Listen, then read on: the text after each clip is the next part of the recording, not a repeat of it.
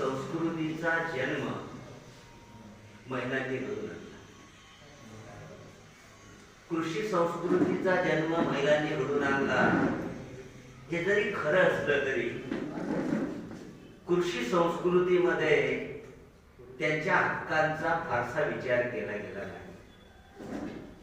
कारण जगातल्या ज्या ज्या देशांमध्ये कृषीची मालकी हक्क आहे, या मालकी हक्कामध्ये कधीही महिलांचं नाव नोंदवलं गेलं नाही. मुळात आपण चर्चा करतो की महिलांना असे हक्क आहेत, तसे हक्क आहेत.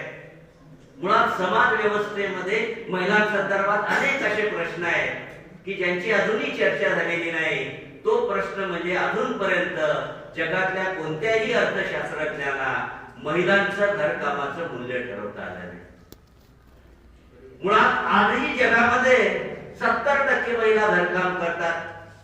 घरासोबत घराची शेती असेल तर शेती काम करतात. त्याच्या कामाचं मूल्य काय, त्यांना किती मूल्य दिलं जातं आणि ते काम समाज व्यवस्थेमध्ये प्रतिष्ठा आणि सन्मान मिळवून देण्यासाठी योग्य मानलं जातं.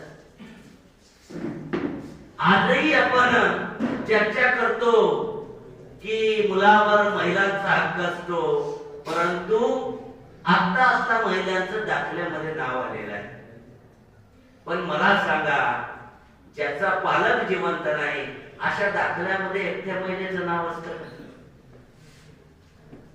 ज्या मुलाचा पालक जिवंत नाही त्या महिलेच्या एकटीचं नाव असतं का?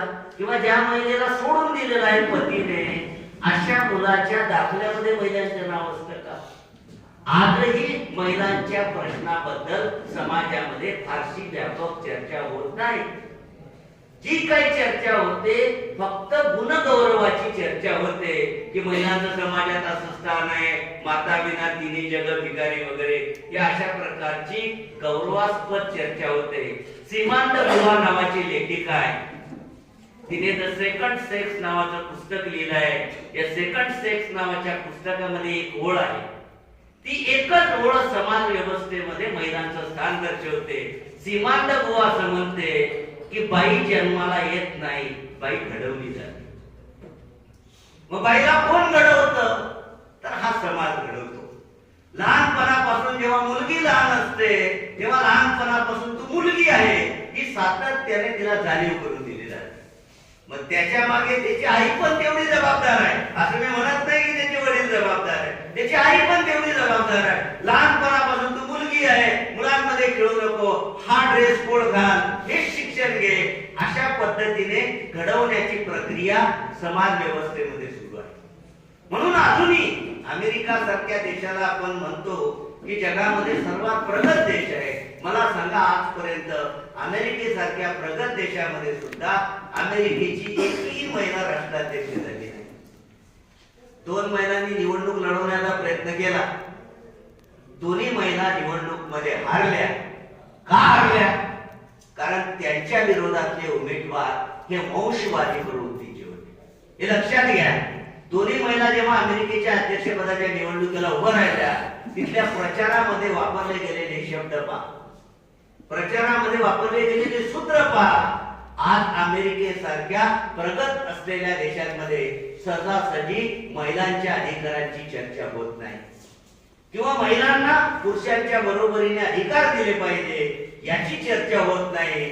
वास्तविक महिलांचं समाजामध्ये फार मोठं योगदान आहे. कारण मानवी संस्कृतीमध्ये कृषी संस्कृतीचा जन्म होणं हे प्रगतीचं पहिलं पाऊल मानलं जातं. आणि हे जर पाऊल महिलांनी ठेवलेलं आहे तर त्याप्रमाणे त्यांना त्या समाज व्यवस्थेमध्ये स्थान दिलेलं आहे. आजही समाज व्यवस्थेमध्ये पितृप्रधान व्यवस्थेला महत्व आहे. महिलांच्या वारसा हक्काला फारसं महत्व नाही.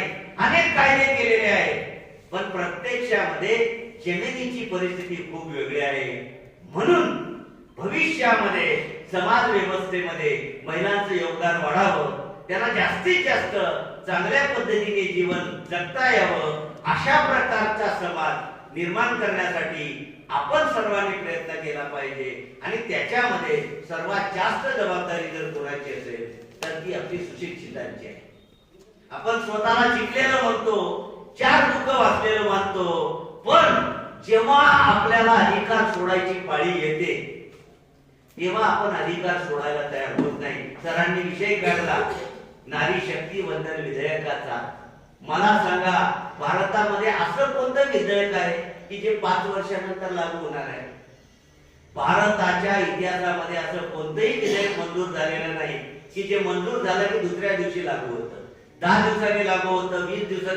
मग महिलांबाबतच विधेयक 29 नंतर का लागू व्हावं?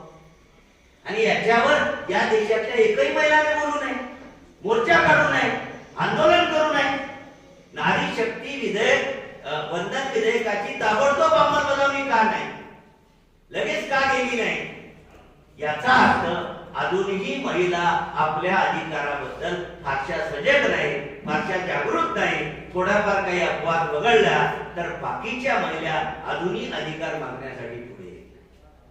म्हणून डॉक्टर बाबासाहेब आंबेडकर यांनी म्हटलेलं आहे की अधिकार हे आपोआप मिळत नसतात, त्याच्यासाठी तुम्हाला संघर्ष करावा लागतो. आणि हा संघर्ष महिलांना करावा लागेल आपल्या हक्कासाठी, आपल्या प्रतिष्ठेसाठी, आपल्या आत्मसन्मानासाठी त्यांना झगडावं लागेल. तेव्हा त्यांना शेतीमध्ये विस्तार मिळाला. आपण शेतीची गप्पा मारतो, भारतामध्ये फक्त 13% महिलांच्या नावावर जमीन आहे.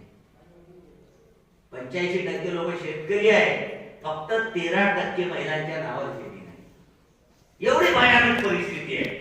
म्हणून ही परिस्थिती बदलायची असेल तर समाजाला आणखी फार मोठा टप्पा जो आहे तो टप्पा गाठावा लागेल.